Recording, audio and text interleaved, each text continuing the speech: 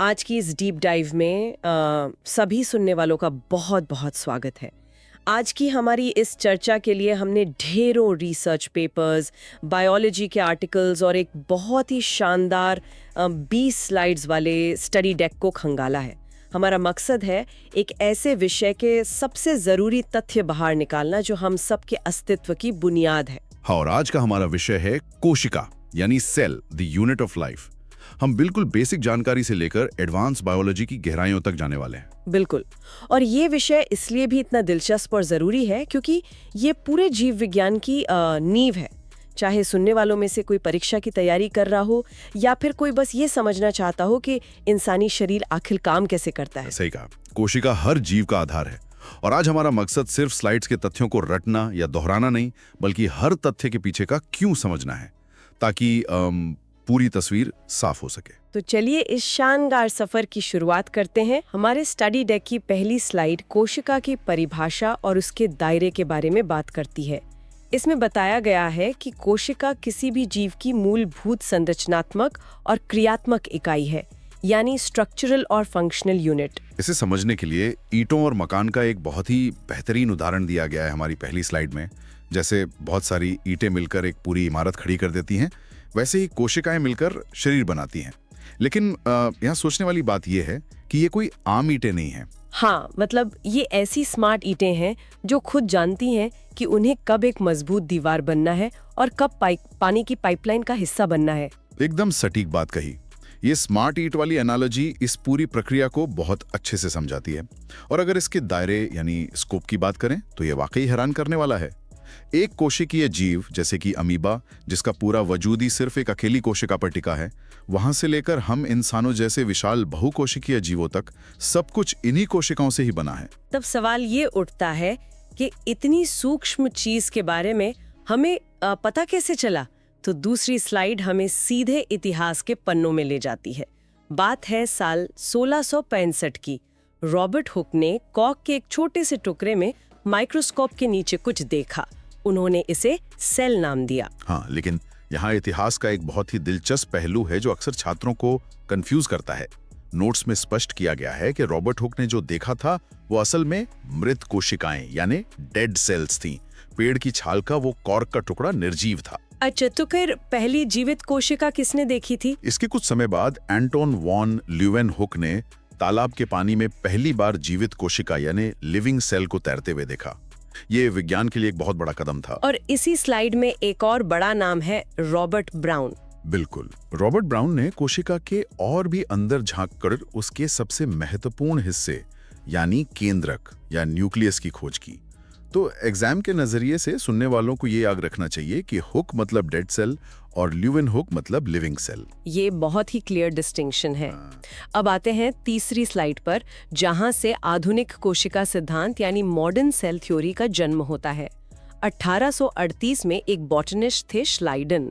उन्होंने बताया कि दुनिया के सभी पौधे कोशिकाओं से बने हैं। और ठीक एक साल बाद 1839 में एक ज़ूलॉजिस्ट श्वान ने घोषणा की कि सभी जंतु यानी जानवर भी कोशिकाओं से ही बने हैं। श्वान ने एक और बड़ी बात नोटिस की थी जो बहुत अहम है। वो क्या थी? उन्होंने देखा कि जंतुओं की कोशिकाओं के बाहर कोई सख्त दीवार यानी सेल वॉल नहीं होती, जो कि पौधों में हमेशा पाई जाती है। लेकिन श्लाइडन और श्वान की इस थियोरी में एक बड़ी पहेली अनसुलझी रह गई थी।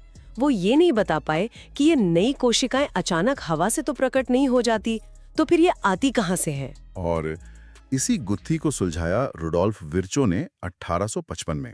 हमारी स्लाइड में उनका एक मशहूर लैटिन वाक्य प्रमुखता से दर्ज है, ओमने सेल्युला ए सेल्युला। ओमने सेल्युला ए सेल्युला सुनने में किसी रहस्यमय मंत्र जैसा लगता है ना? बिल्कुल लगता है, लेकिन इसका अर्थ बहुत ही वैज्ञानिक और तार्किक है। इसका सीधा सा मतलब है कि नई कोशिकाएं हमेशा पुरानी यानी पहले से मौजूद कोशिकाओं के विभाजित होने से ही बनती हैं। ये वाकई आधुनिक विज्ञान का एक बहुत बड़ा मील का पत्थर था। तो चलिए, यहाँ तक हमने बेसिक्स कवर कर लिए। कोशिका क्या है, किसने खोजी और सेल थ्योरी क्या है। अब चौथी स्लाइड से हम थोड़ा और गहराई में चलते हैं, प्रोकैरियोटिक बनाम यूकैरियोटिक कोशिकाओं की तरफ। ये विकास के नजरिए से सबसे बड़ा अंतर है। प्रोकैरियोटिक कोशिकाएं बहुत ही प्राचीन या प्रिमिटिव प्रकार की होती हैं। इनका आकार महज 1 से 10 माइक्रोमीटर तक होता है। अगर हम इसे आसान भाषा में इमेजिन करें तो प्रोकैरियोटिक कोशिका एक ऐसे छोटे से स्टूडियो अपार्टमेंट की तरह है जहां कोई अलग-अलग कमरे या दीवारें नहीं हैं। बहुत अच्छा उदाहरण है। इनमें कोई स्पष्ट केंद्रक यानी ट्रू न्यूक्लियस नहीं होता और ना ही कोई झिल्ली से ढके हुए अंगक जिन्हें मेम्ब्रेन बाउंड ऑर्गेनल्स कहते हैं वो होते हैं। वहीं दूसरी तरफ यूकैरियोटिक कोशिकाएं किसी आलीशान हवेली की तरह विकसित या एडवांस्ड होती हैं। बिल्कुल, इनका आकार 10 से 100 माइक्रोमीटर तक होता है। इनमें एक बहुत ही स्पष्ट ट्रू न्यूक्लियस मौजूद होता है और कई सारे अलग-अलग झिल्ली युक्त अंगक होते हैं जिनका अपना अपना खास काम होता है, हवेली के अलग-अलग कमरों की तरफ। तो अब अगली स्लाइड यानी स्लाइड 5 में देखते हैं कि एक प्रोकैरियोट के अंदर आखिर होता क्या है। इसमें मुख्य रूप से बैक्टीरिया, ब्लू ग्रीन एल्गी और माइकोप्लाज्मा, जिसे पीपीएलओ भी कहते हैं, वो शामिल हैं। जब हम बैक्टीरिया के अंदर देखते हैं तो सबसे अनोखी चीज उसका डीएनए होती है। हमारे डीएनए के विपरीत इनका डीएनए किसी सुरक्षित तिजोरी या केंद्रक के अंदर बंद नहीं होता। हाँ, स्लाइड में लिखा है कि यह नग्न यानी नेकेड अवस्था में कोशिका द्रव्य में बस ऐसे ही बिखरा हुआ रहता है। बिल्कुल, और इस बिखरे हुए हिस्से को न्यूक्लियोइड कहते हैं। इसके अलावा इनमें केवल 70S प्रकार के राइबोसोम पाए जाते हैं। और बैक्टीरिया के आकार की बात करें तो स्लाइड में 4 मुख्य आकार बताए गए हैं। बैसिलस जो छड़ या लॉर्ड जैसे होते हैं, कोकस जो बिल्कुल गोल होते हैं, विब्रियो जो कॉमा के आकार के होते हैं और स्पिरिलम जो सर्पिल या स्प्रिंग की तरह मुड़े हुए होते हैं। ये वर्गीकरण एग्जाम के लिए बहुत जरूरी है। अब स्लाइड 6 पर आते हैं जो विकसित यूकैरियोटिक दुनिया की बात करती है। पादप बनाम जंतु कोशिका यानी प्लांट वर्सेस एनिमल सेल। दोनों ही विकसित हैं, लेकिन दोनों की जरूरतें बिल्कुल अलग हैं। पौधे भाग नहीं सकते, वे एक ही जगह खड़े रहते हैं। और शायद इसीलिए प्लांट सेल में एक सख्त सेल वॉल, पौधों को रंग देने वाले प्लास्टिड्स और एक बहुत बड़ी रिक्तिका यानी सेंट्रल वैक्यूल मौजूद होती है, क्योंकि पौधे बारिश, धूप या जानवरों से बचने के लिए कहीं छुप नहीं सकते। इसलिए उनकी कोशिकाओं को एक अतिरिक्त सुरक्षा कवच चाहिए। और क्योंकि वे पानी की तलाश में चल नहीं सकते, इसलिए वे अपने अंदर पानी जमा करने के लिए एक बड़ी रिक्तिका रखते हैं। बिल्कुल सही। ये तीनों चीजें सेल वॉल, प्लास्टिड्स और बड़ी रिक्तिका जंतु कोशिकाओं में नहीं होती, लेकिन जानवरों की कोशिकाओं के पास सेंट्रियोल्स नाम की एक खास संरचना होती है जो पौधों में नहीं पाई जाती। तो ये सेंट्रियोल्स करते क्या हैं? ये कोशिका विभाजन यानी सेल डिवीजन के समय बहुत अहम भूमिका निभाते हैं, जिसके बारे में हम आगे की स्लाइड्स में गहराई से बात करेंगे। ठीक है, तो अब स्लाइड 7 से हम इस माइक्रोस्कोपिक दुनिया के अंदर के अलग-अलग हिस्सों या ऑर्गेनेल्स को समझना शुरू करते हैं। सबसे पहले है कोशिका झिल्ली यानी सेल मेम्ब्रेन। इसे द गेट कीपर या द्वारपाल का नाम दिया गया है। यह एक फॉस्फोलिपिड बाइलेयर से बनी है जिसमें लिपिड और प्रोटीन शामिल हैं। हमारे नोट्स में सिंगर और निकलसन के फ्लूइड मोज़ेक मॉडल का जिक्र है जो बहुत ही महत्वपूर्ण है। ये फ्लूइड मोज़ेक मॉडल आखिर है क्या? इसे मोज़ेक क्यों कहते हैं? देखिए, मोज़ेक एक तरह की कला होती है जिसमें छोटे छोटे रंगीन टुकड़ों को जोड़कर चित्र बनाया जाता है। झिल्ली कोई कड़क दीवार नहीं है, बल्कि ये एक तरल समुद्र यानी फ्लूइड की तरह है जिसमें प्रोटीन के टुकड़े मोज़ेक की तरह तैरते रहते हैं। क्या बात है! और इसे गेट कीपर इसलिए कहते हैं क्योंकि ये चयनात्मक यानी सिलेक्टिवली परमिएबल होती है। बिल्कुल, इसका मतलब है कि ये झिल्ली खुद ये तय करती है कि कोशिका के अंदर कौन सा पोषक तत्व आएगा और कौन सा कचरा बाहर जाएगा। ये एक बेहद सख्त और स्मार्ट सिक्योरिटी सिस्टम है। लेकिन जैसा कि हमने स्लाइड 8 में देखा, पौधों, कवक यानी फंगी और शैवाल को सिर्फ इस सिक्योरिटी सिस्टम से काम नहीं चलता। उन्हें एक और ढाल चाहिए, कोशिका भित्ति यानी सेल वॉल, जिसे द शील्ड कहा गया है। हाँ, और ये ध्यान रखना जरूरी है कि जंतुओं में सेल वॉल बिल्कुल नहीं होती।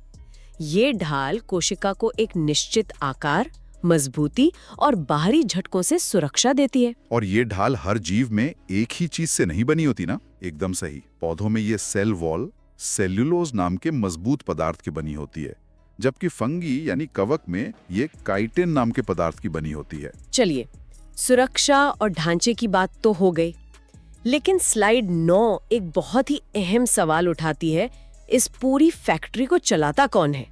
और जवाब है कोशिका का डायरेक्टर यानी केंद्रक या न्यूक्लियस। केंद्रक असल में कोशिका का मस्तिष्क है, ब्रेन है। कोशिका के अंदर जो कुछ भी हो रहा है उसे यही कंट्रोल करता है। अगर इसकी संरचना को देखें तो इसके 4 मुख्य हिस्से होते हैं। न्यूक्लियर मेम्ब्रेन जो इसकी बाहरी झिल्ली है, न्यूक्लियोप्लाज्म जो अंदर का तरल है, न्यूक्लियोनस और क्रोमैटिन। और इसका सबसे बड़ा काम है हमारी आनुवंशिक जानकारी यानी डीएनए और गुणसूत्रों या क्रोमोसोम्स को सुरक्षित रखना। इसी स्लाइड में एक बड़ा ही अजीब और एग्जाम के नजरिए से बहुत जरूरी तथ्य दिया गया है। हमारे खून में जो परिपक्व लाल रक्त कोशिकाएं यानी मैच्योर आरबीसी होती हैं, उनमें ये केंद्रक होता ही नहीं है। इसके पीछे का विज्ञान बहुत ही अद्भुत है। लाल रक्त कोशिकाओं का मुख्य काम है पूरे शरीर में ऑक्सीजन ले जाना। जब वे परिपक्व होती हैं तो वे अपने केंद्रक को ही बाहर निकाल देती हैं। ऐसा क्यों? ताकि कोशिका के अंदर ऑक्सीजन भरने के लिए ज्यादा से ज्यादा जगह बन सके। ये एक तरह का बलिदान है जो शरीर को सुचारू रूप से चलाने के लिए वो कोशिका देती है। बहुत ही शानदार व्यवस्था है। अब स्लाइड 10 पर चलते हैं। इस पूरी व्यवस्था को चलाने के लिए ऊर्जा की जरूरत होती है और यहाँ एंट्री होती है माइटोकॉन्ड्रिया की। इसे पावर हाउस या शक्ति गृह कहा जाता है। और ये नाम बिल्कुल सटीक है। माइटोकॉन्ड्रिया कोशिकीय श्वसन यानी सेल्यूलर रेस्पिरेशन का काम करता है। हम जो खाना खाते हैं उससे ऊर्जा निकालने का काम यही करता है और उस ऊर्जा को एटीपी के रूप में पैक कर देता है। एटीपी एक तरह से कोशिका की करेंसी है। इसकी बनावट भी बहुत खास है। इसमें दोहरी झिल्ली होती है। इसकी भीतरी झिल्ली में उंगलियों की तरह मुड़े हुए वलय होते हैं जिन्हें क्रिस्टी कहते हैं। ये मुड़े हुए क्रिस्टी बहुत जरूरी हैं। ये मुड़ा हुआ आकार इसलिए होता है ताकि ऊर्जा बनाने के लिए ज्यादा से ज्यादा सतह यानी सरफेस एरिया मिल सके। इसमें एक और बात है जो इसे बाकी सारे हिस्सों से अलग बनाती है। स्लाइड में इसे अर्ध स्वायत्त यानी सेमी ऑटोनॉमस कहा गया है। इसका मतलब है कि माइटोकॉन्ड्रिया पूरी तरह से केंद्रक के आदेशों पर निर्भर नहीं है। इसके पास अपना खुद का अलग डीएनए और खुद के 70 एस राइबोसोम होते हैं जिससे ये अपने जरूरी प्रोटीन खुद बना सकता है। ये सच में एक रहस्यमयी तथ्य है। अब स्लाइड 11 की तरफ बढ़ते हैं जो पौधों की दुनिया से जुड़ी है। उनके पास लवक यानी प्लास्टिड्स होते हैं जिन्हें कोशिका का रसोई घर या द किचन कहा जाता है। पौधों को अपना खाना खुद बनाना होता है, इसलिए प्लास्टिड सिर्फ पौधों में पाए जाते हैं। ये मुख्य रूप से 3 प्रकार के होते हैं। पहला है क्लोरोप्लास्ट जिसमें हरा रंग यानी क्लोरोफिल होता है। यही सूरज की रोशनी पकड़कर प्रकाश संश्लेषण यानी फोटोसिंथेसिस करता है। दूसरा है क्रोमोप्लास्ट जो रंगीन होता है। ये फूलों और फलों को लाल, पीला या नारंगी रंग देता है ताकि परागण या पॉलिनेशन के लिए कीड़े आकर्षित हो सकें। और तीसरा है ल्यूकोप्लास्ट जो रंगीन होता है। इसका काम है बने हुए खाने जैसे स्टार्च और तेल को स्टोर करके रखना। बहुत बढ़िया। अब स्लाइड 12 पर आते हैं। अगर कोशिका के अंदर सामान को एक जगह से दूसरी जगह ले जाना हो तो उसके लिए एक पूरा हाईवे सिस्टम बिछा हुआ है जिसे अंतर्द्रव्यी जालिका यानी एंडोप्लाज्मिक रेटिकुलम या ईआर कहते हैं। ये हाईवे सिस्टम 2 तरह का होता है। पहला है रफ यार। इसे रफ इसलिए कहते हैं क्योंकि इसकी सतह पर राइबोसोम चिपके होते हैं। इसका मुख्य काम है प्रोटीन का निर्माण करना। और दूसरा है स्मूथ ईआर जिसकी सतह पर राइबोसोम नहीं होते, इसलिए ये माइक्रोस्कोप में चिकना दिखता है। ये लिपिड यानी वसा का निर्माण करता है। लेकिन इसका एक और बहुत ही अहम काम है विषाहरण यानी डिटॉक्सिफिकेशन। हमारे लिवर की कोशिकाओं में स्मूथ ईआर बहुत ज्यादा मात्रा में होता है जो शरीर से जहरीले तत्वों और दवाइयों के असर को साफ करने का काम करता है।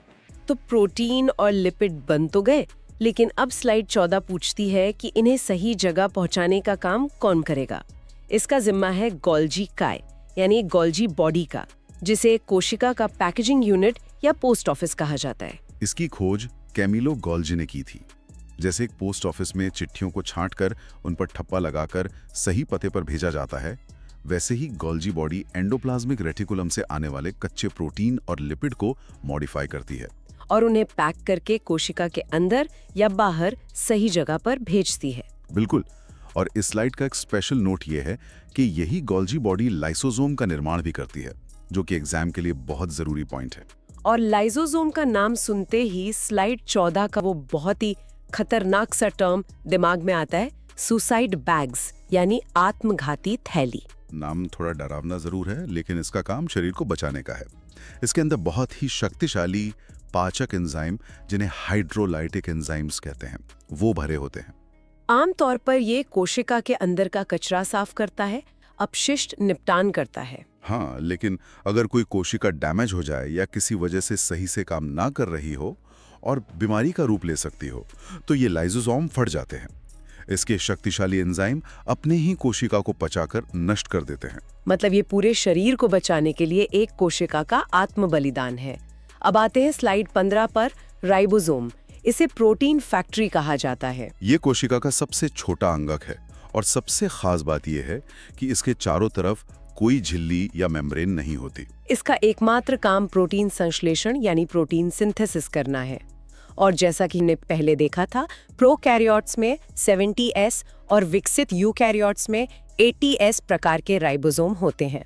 अब बात आती है स्टोरेज की, जिसके लिए स्लाइड 16 में राजधानी यानी वैक्यूल को द स्टोरेज बिन कहा गया है। इसकी बाहरी झिल्ली को टोनोप्लास्ट कहते हैं। यहाँ पौधों और जानवरों के बीच का वो बड़ा अंतर फिर से सामने आता है। पौधों में ये वैक्यूल इतना बड़ा होता है कि ये कोशिका का 90% आयतन या वॉल्यूम घेर लेता है। और ऐसा इसलिए है क्योंकि पौधों को एक दबाव, जिसे टर्गर प्रेशर कहते हैं, वो बनाए रखना होता है ताकि वे सीधे खड़े रह सकें और मुरझाएं नहीं। यह पानी, रस और उत्सर्जी पदार्थों को स्टोर करता है। जानवरों में ये या तो होता ही नहीं है या बहुत ही छोटा होता है। स्लाइड 17 हमें बताती है कि ये कोशिकाएं गति कैसे करती हैं और इनका विभाजन कैसे होता है। प्रचलन या लोकोमोशन के लिए सीलिया और फ्लैजुला जैसी बाल जैसी संरचनाएं होती हैं, जो हम बैक्टीरिया या स्पर्म कोशिकाओं में देखते हैं। और कोशिका विभाजन के लिए सेंट्रोजोम काम आता है। इसके अंदर 2 सेंट्रियोल्स होते हैं जो विभाजन के समय स्पिंडल फाइबर बनाते हैं और गुणसूत्रों को अलग खींचने में मदद करते हैं। और सुनने वालों को ये बिल्कुल नहीं भूलना चाहिए कि सेंट्रियोल्स केवल और केवल जंतु कोशिकाओं यानी एनिमल सेल्स में होते हैं, प्लांट सेल्स में नहीं। तो अब हम पहुंच गए हैं स्लाइड 18 पर, जो एक क्विक रिकैप है। अगर हम इन सभी अंगों के उपनामों को एक बार तेजी से दोहराएं तो माइटोकॉन्ड्रिया है पावर हाउस, क्लोरोप्लास्ट है किचन, न्यूक्लियस है ब्रेन या कंट्रोलर, लाइसोसोम है सुसाइड बैग, राइबोसोम है प्रोटीन फैक्ट्री और गोल्जी है पोस्ट ऑफिस।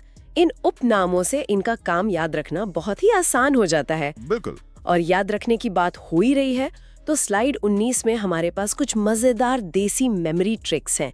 इनमें से एक है PLKM फॉर्मूला। हाँ, ये बहुत ही काम का फॉर्मूला है।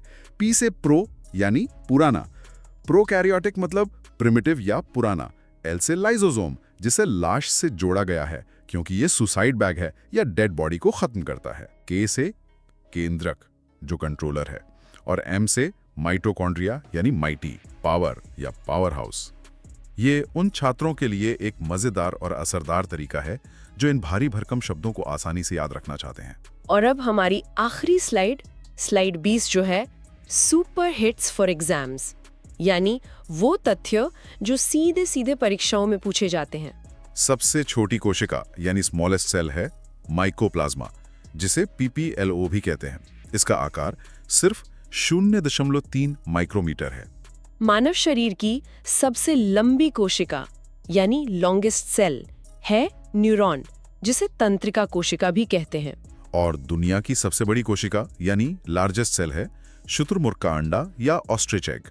तो इन 20 स्लाइड्स ने वास्तव में हमारे शरीर के अंदर चल रही इस पूरी माइक्रोस्कोपिक फैक्ट्री का नक्शा हमारे सामने रख दिया है। अगर हम एक अंतिम त्वरित रिवीजन करें तो रॉबर्ट हुक की मृत कोशिका से लेकर ल्यूवेन हुक की जीवित कोशिका तक का सफर हमने देखा। फिर हमने एक प्रिमिटिव प्रोकैरियोटिक सेल और एक जटिल यूकैरियोटिक सेल के बीच का अंतर समझा। हमने देखा कि कोशिका झिल्ली तय करती है क्या अंदर आएगा, केंद्रक निर्देश देता है, माइटोकॉन्ड्रिया ऊर्जा बनाता है, राइबोसोम प्रोटीन बनाता है और जरूरत पड़ने पर लाइसोसोम सब कुछ साफ कर देता है। ये एक बेहद संतुलित और आपस में जुड़ा हुआ सिस्टम है। कोई भी हिस्सा अकेले काम नहीं कर सकता, सबको मिलकर ही जीवन को संभव बनाना होता है। इस डीप डाइव को खत्म करने से पहले हम एक ऐसे गहरे विचार पर रोशनी डालना चाहेंगे जो सोचने का नजरिया बदल सकता है।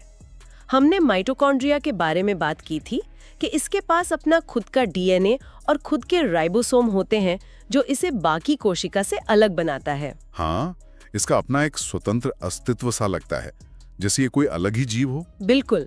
विज्ञान में एक एंडोसिम्बायोटिक थ्योरी है। कुछ वैज्ञानिकों का मानना है कि अरबों साल पहले माइटोकॉन्ड्रिया असल में एक स्वतंत्र रूप से तैरने वाला बैक्टीरिया था। फिर एक दिन एक बड़ी प्राचीन कोशिका ने उसे निगल लिया। लेकिन उसे पचाने के बजाय उन दोनों के बीच एक समझौता हो गया। माइटोकॉन्ड्रिया ने उस बड़ी कोशिका के लिए ऊर्जा बनानी शुरू कर दी और बदले में उसे एक सुरक्षित घर मिल गया। ये विचार सच में दिमाग हिला देने वाला है। इसका मतलब है कि हमारे शरीर की हर एक कोशिका के अंदर जो पावर हाउस काम कर रहा है वो असल में किसी और जीव का वंशज हो सकता है जिसने हमारे पूर्वजों के साथ एक समझौता किया था। और अगर हम रुडोल्फ विर्चो के सिद्धांत ओमनिस सेल्युला इस सेल्युला को याद करें कि नई कोशिकाएं पुरानी कोशिकाओं से बनती हैं और पुरानी कोशिकाएं लगातार मर रही हैं, तो क्या हम शारीरिक रूप से आज भी वही इंसान हैं जो हम 5 साल पहले थे? क्या हम पूरी तरह से एक हैं या अरबों सूक्ष्म जीवों की एक कॉलोनी? ये एक ऐसा विचारणीय प्रश्न है जो माइक्रोस्कोप से निकलकर सीधे जीवन के फलसफे से जुड़ जाता है। हम चाहेंगे कि सभी सुनने वाले इस विचार पर जरूर सोचें। विज्ञान सिर्फ तथ्यों को रटने का नाम नहीं है, बल्कि अपनी खुद की हस्ती पर सवाल उठाना और उसे गहराई से समझने का नाम है। एक छोटा सा सवाल है, पर शायद इसका जवाब हमारे वजूद का सबसे बड़ा रहस्य है। एक अकेली कोशिका, मतलब एक सिंगल माइक्रोस्कोपिक सेल, आखिर एक पूरा विशाल शरीर या इतना कॉम्प्लेक्स ऑर्गेनिज्म कैसे बन जाता है? हाँ, ये सच में बायोलॉजी का सबसे बड़ा चमत्कार है। बिल्कुल। तो आज के इस डीप डाइव में हम इसी जादुई प्रक्रिया को डिकोड करने वाले हैं। हमारे पास जो नोट्स और सोर्स मटेरियल का स्टैक है, उसका मुख्य विषय है राजधानी, जीवन का आधार, कोशिका चक्र, यानी the basis of life, cell cycle. आज हमारा मकसद सिर्फ टर्म्स रटना नहीं है, बल्कि इस पूरे मास्टर प्लान को समझना है, जहां ग्रोथ और रिप्रोडक्शन यानी वृद्धि और जनन एकदम परफेक्ट प्रिसिजन के साथ होते हैं। और सबसे कमाल की बात यह है कि इस प्रोसेस में हमारे जीनोम का डुप्लीकेशन बिल्कुल एरर फ्री होता है। सही कहा आपने। और ये मास्टर प्लान सच में एक आर्किटेक्चरल मार्वल है। अगर हम बायोलॉजी के कोर को समझना चाहते हैं या यहाँ तक कि कैंसर जैसी गंभीर बीमारियों की जड़ तक जाना चाहते हैं, तो उसकी शुरुआत यहीं से होती है। आज हमारा लक्ष्य यही है कि सोर्स मटेरियल के हर एक कॉन्सेप्ट की ऐसी गहराई में उतरा जाए और उनके पीछे का क्यों समझा जाए कि श्रोताओं के लिए इस साइकिल का हर एक डिटेल हमेशा के लिए एक क्लियर स्टोरी बन जाए। तो चलिए सीधे मुद्दे पर आते हैं। हमारी पहली स्लाइड और सोर्स मटेरियल में कोशिका चक्र को एक 24 घंटे की घड़ी यानी एक 24 आवर क्लॉक के रूप में दर्शाया गया है। और इसमें सबसे बड़ा इंसाइट मुझे ये लगा कि सेल अपने पूरे जीवन का 75% समय, मतलब 95% टाइम, सिर्फ इंटरफेस यानी अंतरावस्था में गुजार देती है। यानी सेल डिवीजन एक्चुअल में सिर्फ 5% वक्त ही लेता है, जिसे हम एम फेज कहते हैं। ये तो वही बात हो गई कि किसी शादी की प्लानिंग में सालों लग गए और इवेंट बस 2 घंटे में खत्म हो गया। हाँ, ये एनालॉजी बिल्कुल परफेक्टली फिट बैठती है। ये 24 आवर क्लॉक वाली बात इस साइकिल की बायोलॉजिकल कॉस्ट को बहुत अच्छे से समझाती है। देखिए, सेल डिवीजन कोई छोटा काम नहीं है, एक पूरे नए सिस्टम को बनाना है। इसलिए 95% वक्त सिर्फ और सिर्फ तैयारी में जाता है। अगर हम तुलना करें तो एक आम ह्यूमन सेल यानी मानव कोशिका को अपना ये चक्र पूरा करने में लगभग 24 घंटे लगते हैं। वहीं दूसरी तरफ एक यीस्ट सेल अपना कोशिका चक्र सिर्फ 90 मिनट में पूरा कर लेती है। सिर्फ 90 मिनट? हाँ, सिर्फ 90 मिनट।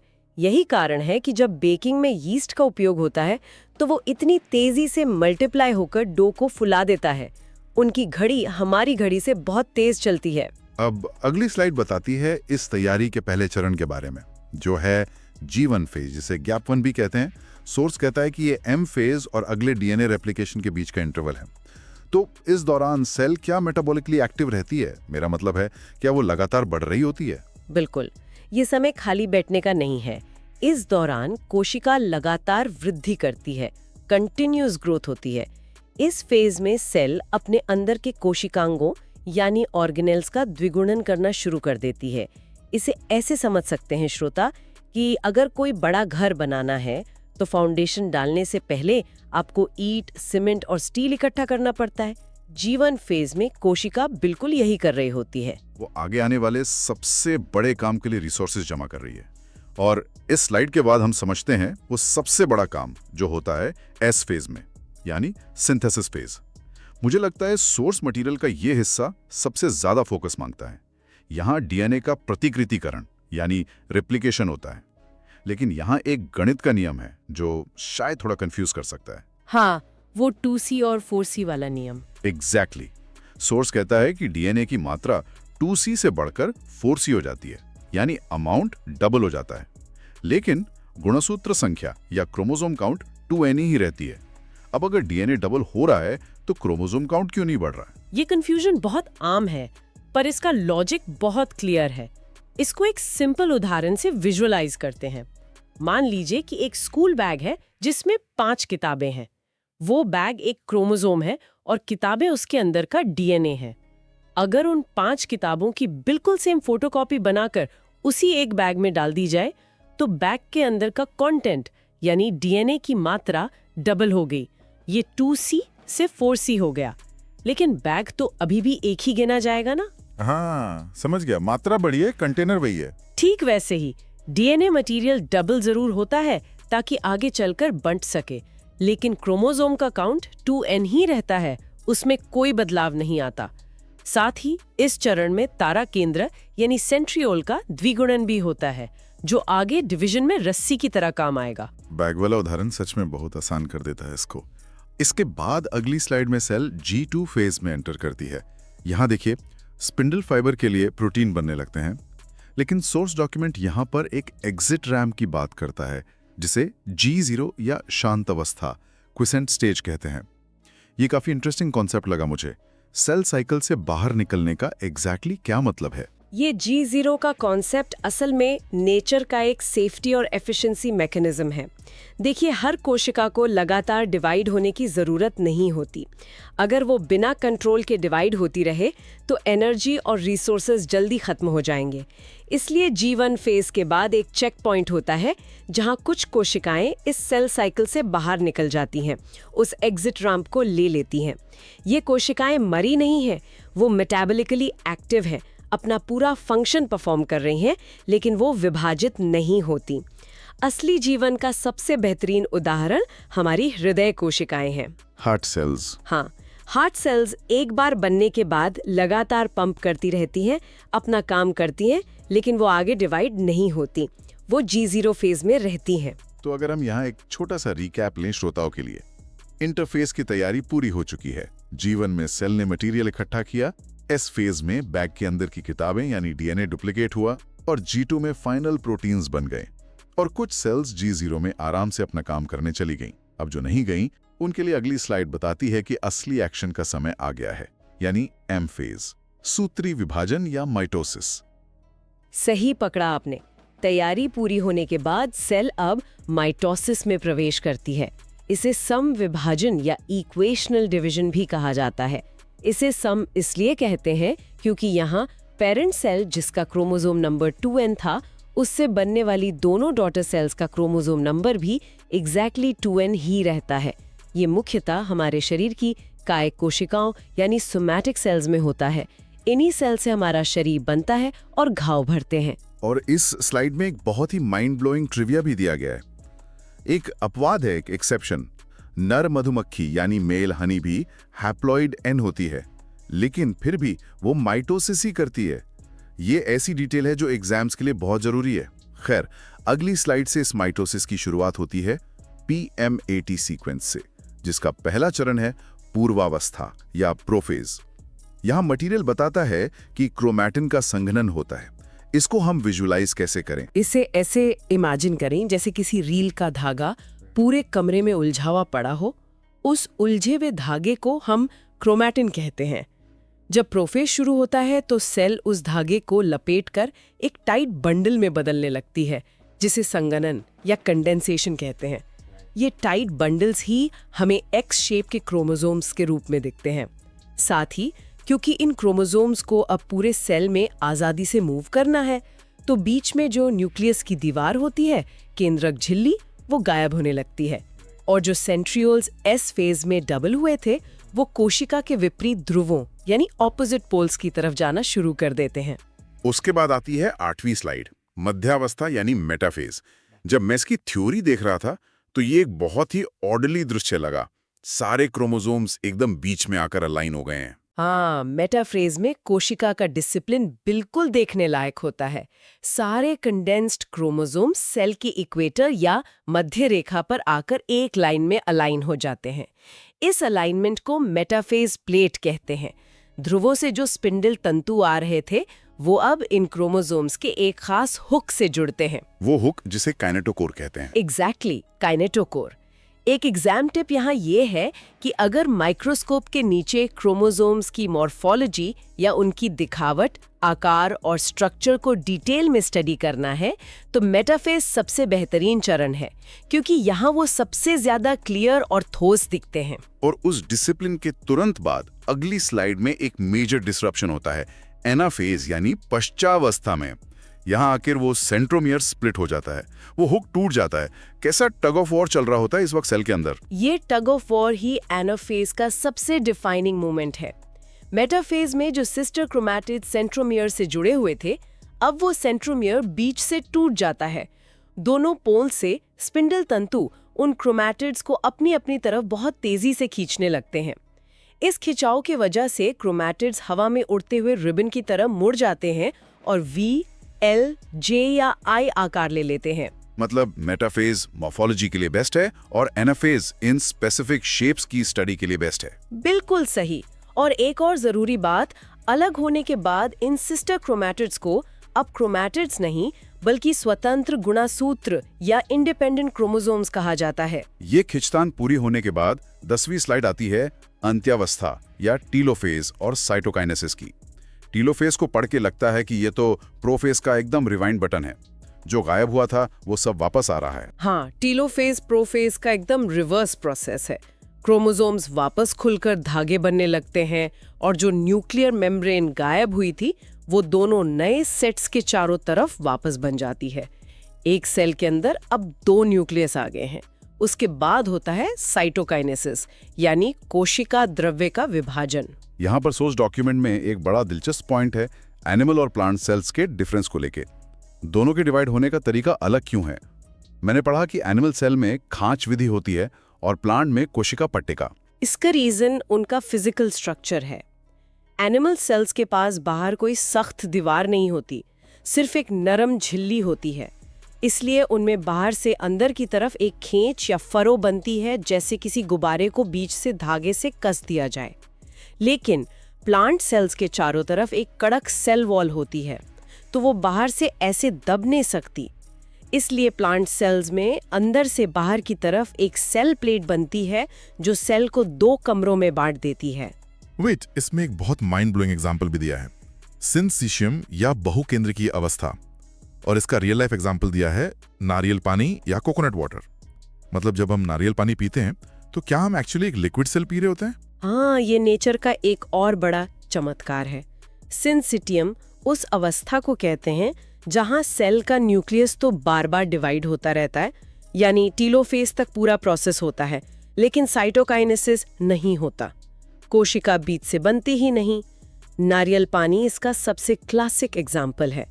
उसमें हजारों न्यूक्लियाई एक ही लिक्विड के अंदर तैर रहे होते हैं। वो टेक्निकली एक विशाल बहुकेंद्रकीय कोशिका द्रव्य है। Mind blown.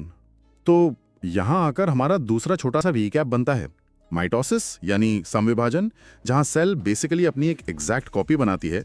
वो साइकिल यहाँ कंप्लीट होती है। बॉडी ग्रो कैसे करती है ये हमने समझ लिया, लेकिन स्लाइड 11 से एक बिल्कुल अलग लेवल की कहानी शुरू होती है, अर्धसूत्री विभाजन यानी मियोसिस। ये जीवन की विविधता का रहस्य है और सच कहूं तो ये बायोलॉजी का सबसे खूबसूरत हिस्सा है। मियोसिस स्थिरता और ग्रोथ के लिए था, लेकिन मियोसिस एवोल्यूशन और जेनरेशन आगे बढ़ाने के लिए है। इसे न्यूनकारी विभाजन या रिडक्शनल डिवीजन कहते हैं। रिडक्शनल इसलिए क्योंकि यहाँ आकर क्रोमोसोम नंबर अचानक आधा हो जाता है, यानी 2n से n हो जाता है। ये हमारे शरीर की जनन कोशिकाओं यानी गेमीट्स में होता है। अगर हम लॉजिक लगाएं तो ये आधा होना बहुत जरूरी है, क्योंकि जब मेल का n और फीमेल का n जुड़ेगा तभी तो आने वाली जेनरेशन वापस 2n बनेगी। इसको मेंटेन करने के लिए मियोसिस 2 चक्रों में काम करता है, मियोसिस 1 और मियोसिस 2। तो 12वीं स्लाइड में हम देखते हैं मियोसिस आई का पहला चरण प्रोफेस आई। सोर्स इसे सबसे लंबी और जटिल अवस्था बताता है। इसके अंदर 5 अलग अलग सब स्टेजेस हैं। पहला है लेप्टोटीन, जहां गुणसूत्र बुके की तरह दिखते हैं। फिर आता है जाइगोटीन, यहां समजात गुणसूत्रों यानी होमोलॉगस क्रोमोसोम्स की जोड़ी बनने की बात हुई है। इसे थोड़ा एक्सप्लेन करें। जरूर। जाइगोटीन में सेल एक मैचिंग गेम खेलती है। हर क्रोमोसोम का एक मैचिंग पार्टनर होता है, एक जो पिता से मिला था और एक जो माता से। इन दोनों होमोलॉगस क्रोमोसोम्स को ढूंढकर एक साथ लाया जाता है। इनकी इस जोड़ी बनने को सिनेप्सिस कहते हैं। अब ये दोनों अलग ना हो जाए, इसलिए इनके बीच एक मॉलिक्यूलर जिपर लगाया जाता है, जिसे साइनेप्टोनीमल कॉम्प्लेक्स कहते हैं। इस पूरी जोड़ी को बाइवैलेंट या टेट्राड कहा जाता है। और ये जिपर लगना इसलिए जरूरी है क्योंकि अगली स्लाइड 13 में इनके बीच एक बहुत बड़ा एक्सचेंज होने वाला है 25 स्टेज में। सोर्स मटेरियल में इस पर सबसे ज्यादा जोर दिया गया है। यहाँ क्रॉसिंग ओवर यानी जीन विनिमय का प्रोसेस होता है। इस पूरे साइकिल में अगर कोई एक सुपरस्टार कॉन्सेप्ट है तो वो 25 स्टेज की क्रॉसिंग ओवर ही है। जो जोड़ी पिछले स्टेज में जिपर से जुड़ी थी, अब उनके नॉन सिस्टर क्रोमैट्स के बीच में डीएनए के हिस्सों की अदला बदली होती है। एक का जेनेटिक मटेरियल दूसरे में और दूसरे का पहले में मिक्स होता है। इस फिजिकली कटिंग और पेस्टिंग के काम को एक एंजाइम करता है जिसका नाम है रिकॉम्बिनाइज। यह आनुवंशिक विविधता यानी जेनेटिक वेरिएशन। श्रोताओं के लिए यह सोचना कितना फैसिनेटिंग है कि भले ही हमारे माता पिता एक हैं, फिर भी हम अपने भाई बहनों से अलग क्यों दिखते हैं। ये इसलिए क्योंकि मियोसिस के इस पैकेट इन फेज में जब गैमेट्स बन रहे थे तो जीन्स की मिक्सिंग बिल्कुल रैंडम और यूनिक हुई थी। बिल्कुल सही। उसके बाद स्लाइड 14 आती है, जहां प्रोफेज आय के आखिरी 2 फेजेस हैं, डिप्लोटीन और डायकाइनेसिस। डिप्लोटीन स्टेज में वो जिपर यानी सिनेप्टोनीमल कॉम्प्लेक्स घुलने लगता है, लेकिन होमोलॉगस क्रोमोसोम्स अभी भी उन पॉइंट्स पर जुड़े रहते हैं जहां उन्होंने जीन्स एक्सचेंज किए थे। ये जुड़ाव एक एक्स आकार की संरचना बनाता है जिसे चियाज़्माता कहते हैं। फिर डायकाइनेसिस में क्या होता है? डायकाइनेसिस में उपांत्य भवन या टर्मिनलाइजेशन होता है। इसका मतलब है कि वो एक्स शेप धीरे धीरे सिरों की तरफ सरक जाता है और फाइनली केंद्रक झिल्ली पूरी तरह गायब हो जाती है ताकि अगला चरण शुरू हो सके। और 15वीं स्लाइड में हम एंटर करते हैं मेटाफेज आई और एनाफेज आई में। मेटाफेज आई में तो फिर से वही इक्वेटर वाली अलाइनमेंट होती है जोड़ों की, लेकिन एनाफेज आई को सोर्स मटेरियल में एक बहुत बड़ा ट्विस्ट बताया गया है। मिटोसिस के एनाफेज में तो सेंट्रोमियर टूट लिया था, यहाँ क्या अलग हो रहा है? यही वो पॉइंट है, ज्यादातर कंफ्यूजन होता है। माइटोसिस में हुक यानी सेंट्रोमियर टूटा था, लेकिन मियोसिस के एनाफेज 1 में सेंट्रोमियर विभाजित नहीं होता। सिस्टर क्रोमैटिड्स अभी भी जुड़ी रहती हैं। तो खींचा क्या जाता है? पूरे के पूरे समजात गुणसूत्र यानी होमोलोगस क्रोमोसोम्स। एक क्रोमोसोम लेफ्ट पोल पर चला जाता है और उसका पार्टनर राइट पोल पर। चूंकि यहाँ सेट आधे आधे बंट गए, यही वो एग्जैक्ट मोमेंट है जहाँ क्रोमोसोम काउंट एक्चुअली 2n से आधा होकर n हो जाता है। 16वें स्लाइड में इसके बाद टेम्लोफेज 1 होती है और 2 हैप्लॉइड कोशिकाएं बन जाती हैं। फिर सेल एक छोटा सा पॉज लेती है जिसे इंटरकाइनेसिस कहते हैं। डॉक्यूमेंट में इस फेज पर एक बड़ा सा डेंजरस साइन लगाया गया है कि यहाँ डीएनए रेप्लिकेशन बिल्कुल नहीं होता। ऐसा क्यों? ये नेचर का एक जरूरी सेफ्टी चेक है। इंटरकाइनेसिस 2 मियोसिस के बीच का एक छोटा सा विराम है, लेकिन शुरुआती G1S G2 वाले इंटरफेस के विपरीत यहाँ डीएनए का रेप्लिकेशन स्ट्रिक्टली बंद होता है, क्योंकि मियोसिस का पूरा मकसद डीएनए को कम करना, आधा करना था। अगर इंटरकाइनेसिस में उसने गलती से वापस डीएनए कॉपी कर लिया तो क्रॉसिंग ओवर और रिडक्शन का सारा काम बर्बाद हो जाएगा। इसलिए वहाँ कोई डीएनए सिंथेसिस अलाउ नहीं होती। कितना परफेक्ट सिस्टम है। उसके बाद 17वीं स्लाइड में फाइनल स्ट्रेच शुरू होता है, मियोसिस 2 माइटोसिस जैसा। हाँ, मियोसिस 2 लगभग नॉर्मल माइटोसिस की ही कार्बन कॉपी है। मियोसिस आई में जो 2 हैप्लॉइड सेल्स बनी थीं, अब एनाफेज 2 के दौरान फाइनली उनका सेंट्रोमियर टूटता है, क्रोमेटिड्स अलग होते हैं और साइकिल के अंत में एक सिंगल पेरेंट सेल से हमें 4 नए जेनेटिकली डिफरेंट हैप्लॉइड कोशिकाएं प्राप्त होती हैं। ये पूरा प्रोसेस समझने के बाद 18वीं स्लाइड में एक महामुकाबला है, मिटोसिस वर्सेस मियोसिस। अगर हम रैपिड फायर कंपैरिजन करें तो डिफरेंसेस एकदम क्लियर नजर आते हैं। मिटोसिस काई कोशिकाओं में होता है जबकि मियोसिस जनन कोशिकाओं में होता है। सही। और मीटोसिस में 2 आइडेंटिकल कोशिकाएं बनती हैं जहां 2n बराबर 2n रहता है, जबकि मियोसिस में 4 डिफरेंट कोशिकाएं बनती हैं जहां 2n से n हो जाता है। और सबसे क्रिटिकल अंतर, मीटोसिस में कोई क्रॉसिंग ओवर नहीं होता, जबकि मियोसिस में जेनेटिक मटेरियल का एक्सचेंज होता है। 19वीं स्लाइड में एक टेक्निकल ग्राफ दिया गया है, सी वैल्यू ग्राफ। इसे डिकोड करना बहुत जरूरी है एग्जाम्स के लिए, क्योंकि ये डीएनए की मात्रा का हिसाब रखता है। इसे लॉजिकली कैसे ट्रेस करें? इसे फाइनेंशियल स्टेटमेंट की तरह ट्रेस करें। G1 फेज में हम 2n और 2c पर थे। S फेज में डीएनए डबल हो गया, तो हम 2n और 4c पर आ गए। मेटाफेज I तक हम वही रहते हैं। फिर एनाफेज I के अंत में जब होमोलोगस क्रोमोसोम्स अलग हुए तो सेल हैप्लॉइड हो गई और डीएनए आधा होकर 2c रह गया। और फाइनली मियोसिस 2 के एंड में जब सेंट्रोमियर टूटा तो हर 4 सेल में अमाउंट n और 1c हो गया। ये मैथमेटिकली बिल्कुल एक्यूरेट है। कमाल का डेटा है ये।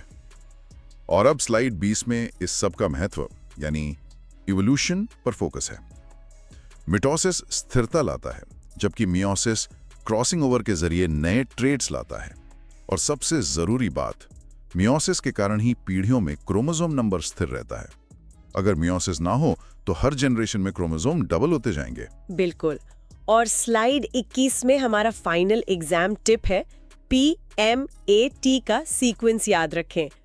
मोर्फोलॉजी स्टडी के लिए मेटाफेज, शेप स्टडी के लिए एनाफेज, क्रॉसिंग ओवर होती है पैचेटिन में और डीएनए रेप्लिकेशन होता है एस फेज में। ये की टेकअवेज है। अब हम इस डीप डाइव के बिल्कुल अंत की ओर बढ़ रहे हैं, पर जाने से पहले एक फाइनल रैपिड रिवीजन समरी जरूरी है। एक डीप ब्रेथ लीजिए और इन 21 स्लाइड्स के सफर को 3-4 मिनट में एक फ्लो में बांधते हैं, शुरू से एंड तक कोशिका के पर्सपेक्टिव से। चलिए रिवाइज करके है। शुरुआत होती है एक सेल से जिसके सामने एक 24 घंटे की घड़ी है। उसका 95% वक्त सिर्फ तैयारी में जाता है। इंटरफेज में G1 में वो ग्रो करती है। S फेज में सबसे इंपॉर्टेंट काम डीएनए की मात्रा डबल 2c से 4c होती है, पर क्रोमोसोम नंबर 2n ही रहता है, ठीक उस बैग और किताबों वाले उदाहरण की तरह। G2 में प्रोटीन्स बनते हैं और कुछ कोशिकाएं यहाँ G0 का एग्जिट रैंप लेकर आराम करने चली जाती हैं, जैसे हार्ट सेल्स। और जो आगे बढ़ती हैं, डीएनए टाइट बंडल्स बनता है। मेटाफेज में इक्वेटर पर सीधी लाइन में आते हैं, जहां मॉर्फोलॉजी सबसे क्लियर होती है। एनाफेज में सेंट्रोमेयर टूट जाता है और क्रोमैटिड्स VLJ शेप बनाते हुए ऑपोजिट पोल्स पर खींचते हैं। टीलोफेज में 2 नए न्यूक्लियस बनते हैं और साइटोकाइनेसिस एनिमल सेल में फरो और प्लांट सेल में सेल प्लेट बनाकर उन्हें बांट देता है। एक सेल से 2 परफेक्ट क्लोन्स बन गए। और अगर हमें बिना डिवाइड किए सिर्फ न्यूक्लियस मल्टीप्लाई करना हो तो हमें कोकोनट वाटर जैसा सिंसिशियम मिलता है। और मियोसिस वाला ट्रैक, एगोटीन में क्रोमोसोम्स जोड़ी बनाते हैं, जिपर लगता है। पैकेटिनी में रिकॉम्बिनेज एंजाइम उनकी जेनेटिक्स को मिक्स करता है, जिसे क्रॉसिंग ओवर कहते हैं। एनाफेज 1 में सेंट्रोमियर नहीं टूटता, पूरे जोड़े अलग होते हैं, जिससे नंबर 2n से आधा होकर n रह जाता है। फिर आता है इंटरकिनेसिस, जहां डीएनए रेप्लिकेशन बिल्कुल अलाउ नहीं होता। और आखिर में मियोसिस 2 क्रोमैटिड्स को अलग करके एक पेरेंट सेल से 4 नए हैप्लॉइड गैमेट्स बना देता है। यही वो पूरा मास्टर प्लान है। बहुत ही शानदार रिवीजन। एक स्लाइड क्लियर हो गई। इस सेशन को हम यहीं समाप्त करेंगे।